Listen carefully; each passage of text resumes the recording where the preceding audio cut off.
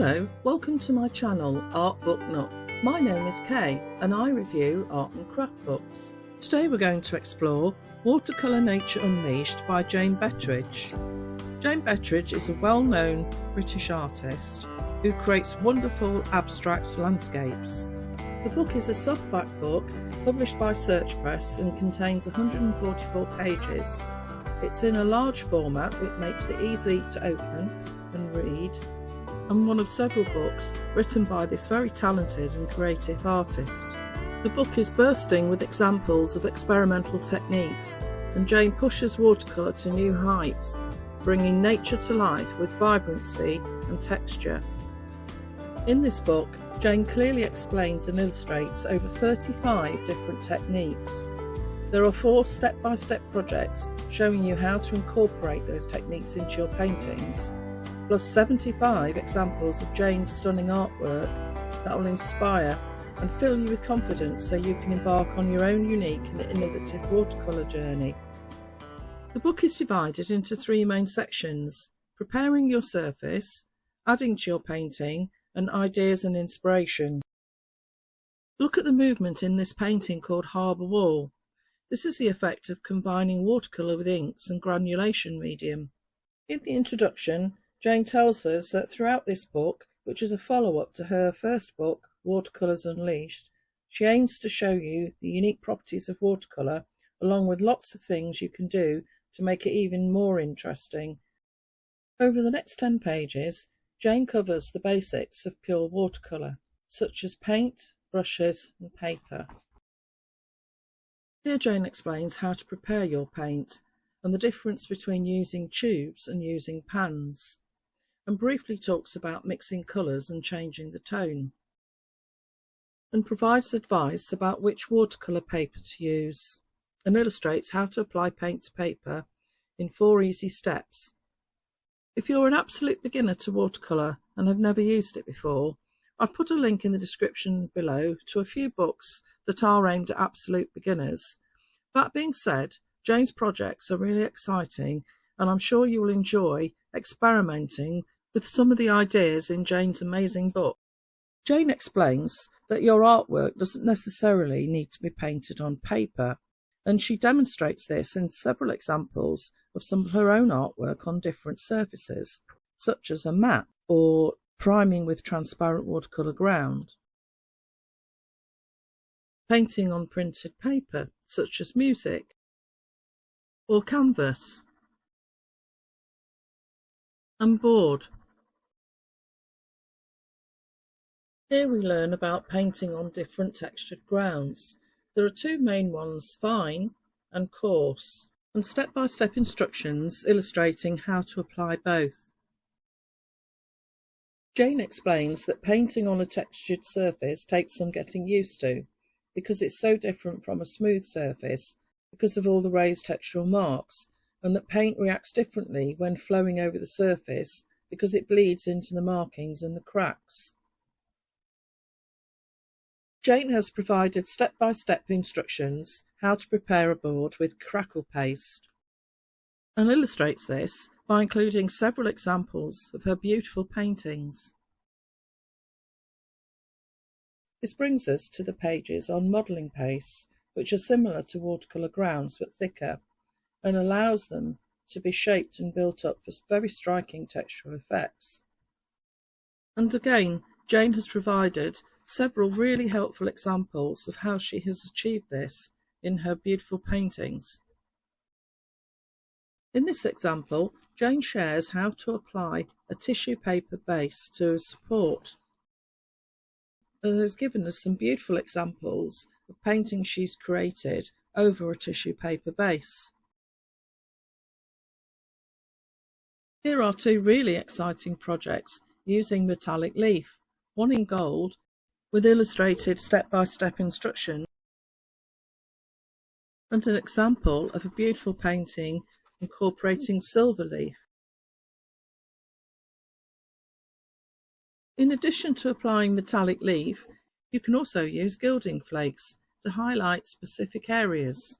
I imagine this beautiful painting, Silver Cow Parsley, looks really pretty with the silver gilding flakes twinkling in the light. And here are two beautiful paintings illustrating the effect that happens when you paint on top of gesso. This is a really unusual effect.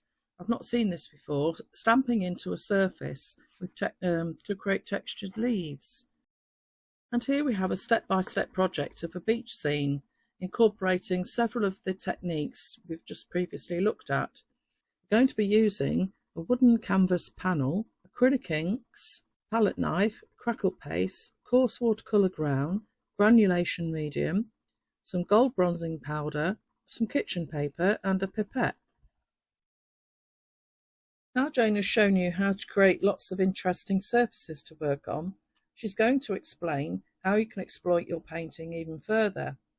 This part of the book looks at the magical and interesting and unconventional items and ingredients that can be added to watercolour to make your work even more exciting. Things like inks, gouache, contour gel, gauze and threads, collage, salt, plastic food wrap and stencils, plus additives such as bronzing powder, granulation medium and pearlescent medium. These all offer fresh ideas on how you can approach your painting subjects. In Jane's painting Silhouette of Trees, bottom right, Jane splattered and moved ink and paint around, lifting up her paper and letting it run and merge to create interesting patterns and effects before waiting for it to dry before Jane added the trees. In this beautiful example, Crashing Waves at Portmere, Jane has added white ink to wet paint, which is particularly effective as it's a good way to reintroduce light into your work. Jane's painting of a thrush called Songbird is absolutely gorgeous. Here Jane has added grey ink to dry paint. On the left-hand page, Jane has used spattering technique to bring the blossom and the flowers to life. And on the right-hand side, you can brighten a dull painting by applying strong bright ink directly. Another technique is using granulation medium, and Jane tells us this is one of her favourite products to use. Here's an example of what happens when you add granulation medium to paint, and an example of when you add granulation medium to ink. I personally love the effect granulation gives, and you can actually buy paints that granulate on their own. They're really pretty. This brings us to another step-by-step, fully illustrated project called Magical Woodland. And in this project, you'll use sepia ink, table salt and granulation medium, as well as watercolour paint, of course.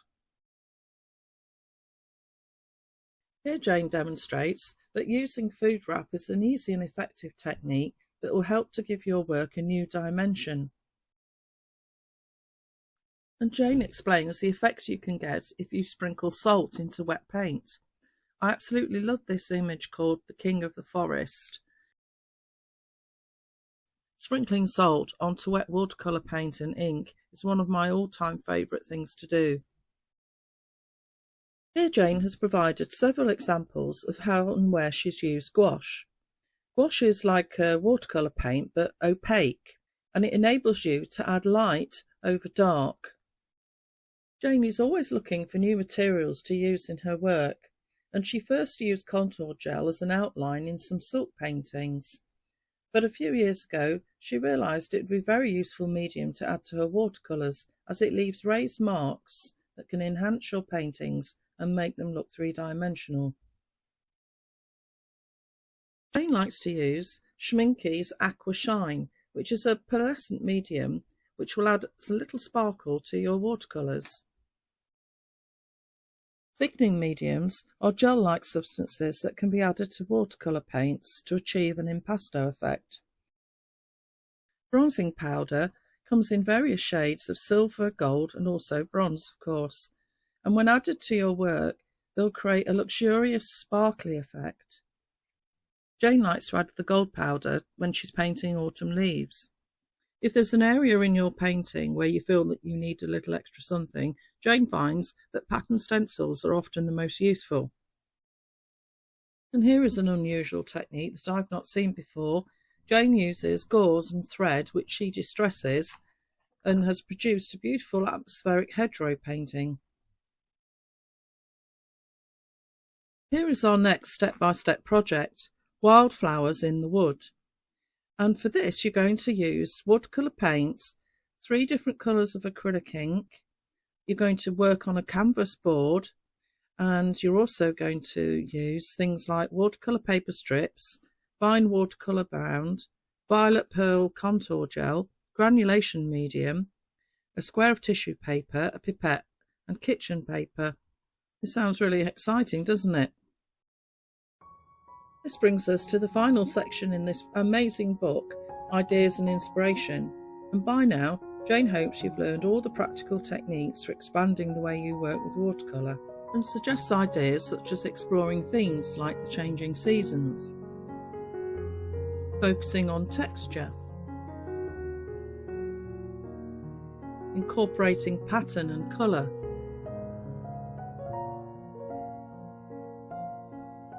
So we've now arrived at the end of Jane Betteridge's unusual and highly creative book. She really hopes that you try some of her ideas and elaborate on them and take your work to another level, and states the end of her book is therefore also a starting point, with lots of exciting experiments and times ahead.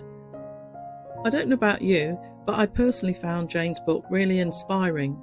A lot of the techniques she has shared with us I've never come across before. I think this is a wonderful book and truly deserves a space on every watercolourist's bookshelf. There are 144 pages in Jane's book, and every single one is crammed full of interesting ideas and advice. In the description below, I've put links to where you can buy your own personal copy of Jane's amazing book.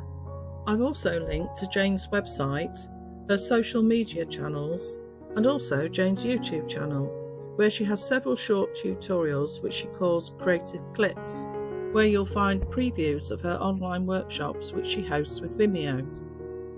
I hope you found my review helpful. If you did, please give this video a like.